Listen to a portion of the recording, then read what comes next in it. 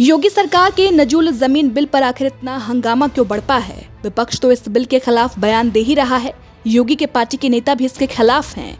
उत्तर प्रदेश की योगी आदित्यनाथ सरकार नजूल संपत्ति पर नए बिल को लेकर घिर गई है। इसका बिल यूपी विधानसभा में तो पास हो गया, लेकिन अगले ही दिन विधान परिषद में अटक गया। सिर्फ विपक्ष ही नहीं, बल्कि खुद बीजेपी विधायकों ने भी इसका विरोध किया था।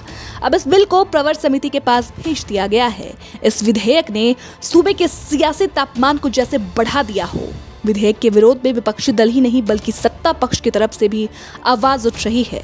बीजेपी विधायक हर्षवर्धन वाजपेयी, सिद्धार्थनाथ सिंह के साथ सहयोगी निषाद पार्टी और जनसत्ता दल के विधायक भी विरोध में आ गए। बीजेपी विधायकों के विरोध के बावजूद योगी सरकार नजूल बिल को विधानसभा से पास कराने में कामयाब रही, लेकिन विधान परिषद में पेश होने से पहले सियासी नफा नुकसान का आकलन कर लिया। इसके चलते ही विधान परिषद में बीजेपी प्रदेश अध्यक्ष भूपेंद्र चौधरी ने बिल का विरोध कर दिया और उसे पास नहीं होने दिया।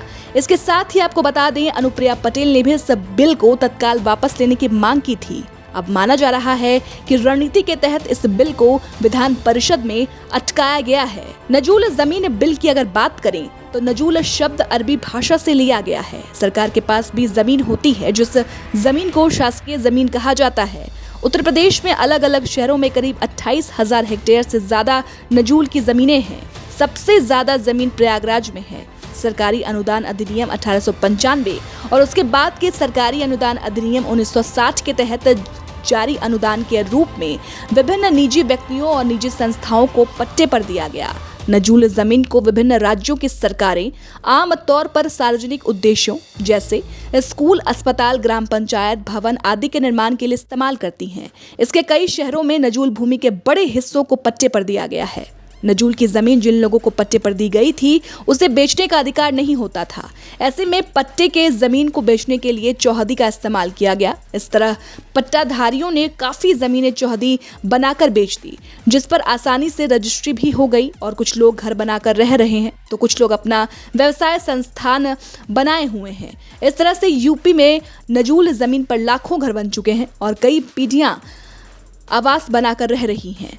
उत्तर प्रदेश की सरकार ने समय समय पर जनहित में नजूल जमीन को फ्री होल्ड घोषित करने की नीति बनाई। प्रयागराज की ही अगर बात करें तो प्रयागराज में करीब 1300 हेक्टेयर नजूल की जमीन है, जिन पर पीढ़ियों से लोग घर बनाकर रह रहे हैं। कल्याण सिंह की सरकार ने 1997 में नजूल की जमीन पर बन चुके घरों को फ्री होल्ड करने के लिए आदेश दिया था, जिसके बाद जांच पूरा होने पर उनके नवीनीकरण और जो लोग फ्री होल्ड की किस्तें दे रहे थे, मामला अदालत में पहुंच गया, जिसके बाद कोर्ट ने नजूल जमीन को लेकर निर्णय दिया कि सरकार नजूल जमीन की कस्टोडियन यानी संरक्षण है, मालिक नहीं। इस तरह से नजूल जमीन के फ्री होल्ड कानून पर ग्रहण लग गया।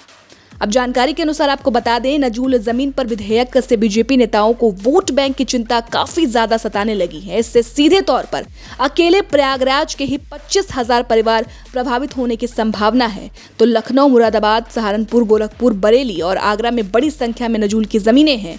इसलिए बीजेपी के विधायक से लेकर प्रदेश अध्यक्ष तक नजूल भूमि बिल के विरोध में उतर गए हैं।